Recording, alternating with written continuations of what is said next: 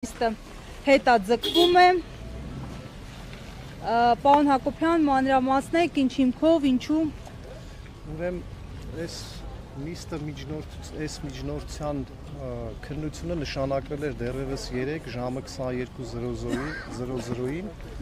նիստը կայացել էր, բայց քանի որ նախագահին պատշաճ ծանուցում չէր ուղարկվել, նիստը հետաձգվեց այսօր 14:30 Սերժ Սարգսյանը 14:30 ներկայացել է, մեզ հայտնեցին, որ դատական նիստը տեղի չի ունենալու։ Ինչ պատճառների մասին։ Պատճառը ասեցին ինչ-որ դատավորի հետ կապված, չգիտեմ։ Անձնական խնդիր։ Հա, ինչ-որ տենց բան չկոնկրետացեցին։ Իսկ երբ է կայանալու։ Դրա մասին տեղեկություն չկա։ Պարոն Հակոբյան, ամեն դեպքում հիշեցման կարգով այս նիստը դարձյալ դատախազության միջնորդությունն է խափանման միջոցի փոփոխության հարցով։ Կհստակեցնեք ամեն դեպքում, թե ինչն է հիմք հանդիսացել այս միջնորդության համար, գոնե ինչը որ հնարավոր է մամուլի համար լրատվամիջոցներում։ Կա մի գրություն, որում արձանագրված է նախադասություն, որ առկա են օպերատիվ տվյալներ, որ նախագահան ինչ-որ մտադրված է ոչ իրավաչափ վարքագիծ դրսևորել, դրա համար մեղադրանքի կողմը միջնորդել էր արտահերթ նիստ նշանակել, որպեսզի խափանման միջոցներից բացակայելու արգել խափանման միջոցը կրկին կիրառվի։ Երեք նիստը տեղի է ունեցել, երկու մեղադրողներն էլ ներկայացրել էին, ես իմ հակափաստարկները ներկայացրեցի,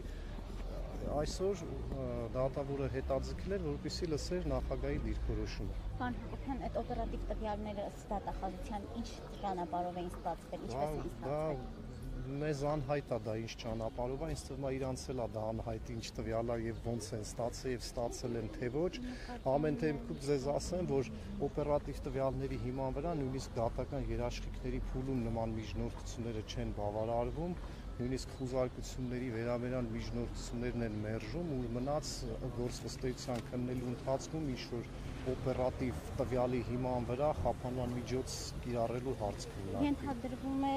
որքանով ես եմ տեղյակ, դատավորը գուցե մի քանի օր աշխատանքի չայցելի, այս ընթացքում փաստացի խափանման միջոց ընտրված չէ Սերժ Սարգսյանի նկատմամբ, նա Հայաստանի խափանման միջոց ընտրված է, չէ, բացակայելու արգելք կիրառված չէ, նա Հայաստանից դուրս գալու մտադրություն ունի, պլանավորում է դուրս գալ։ Քրեական դատավարության օրենսգրքով մեղադրյալի կարգավիճակում գտնվող անձը ունի պարտականություն։ Նույնիսկ եթե բնակության վայրը կարճ ժամանակով փոխում է, ինքը պարտավոր է այդ մասին տեղյակ պահել վարույթ իրականացնող մարմնին։ Հետևաբար, եթե այդպիսի ցանկություն լինի, պարտադիր պետք է նախապես տեղյակ պահվի վարույթ իրականացնող մարմինը։ Հետևաբար այստեղ տենց խնդիր չկա, այո։ Այսինքն, չէ, ուղղակի ես ուզում եմ հասկանալ, գուցե իսկապես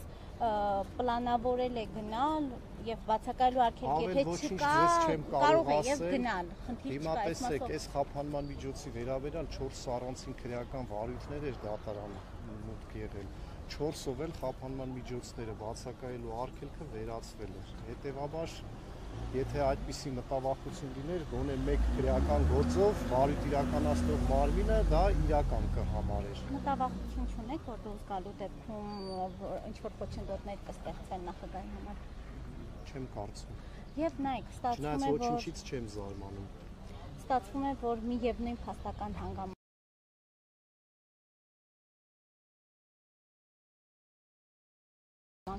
միջնորդությունները ներկայացվել ու ներկայացնի շնորհակալություն։ Հայտնրած միևնույն Ատյանի դատարանի դատավորներ են եւ կաշկանդված չեն մեկը մյուսի։ Հա, բայց ծառակշիռ փաստարկներ պետք է լինի, ինչու այսպես ոչ թե այնպես։ Շնորհակալություն։ Հարգելի հետևողներ, այսքանով ամփոփում ենք մեր հեռարձակումը։ Վերջում մենք կզրուցենք Հայաստանի Հանրապետական Կուսակցության փոխնախագահ Արմեն Աշոտ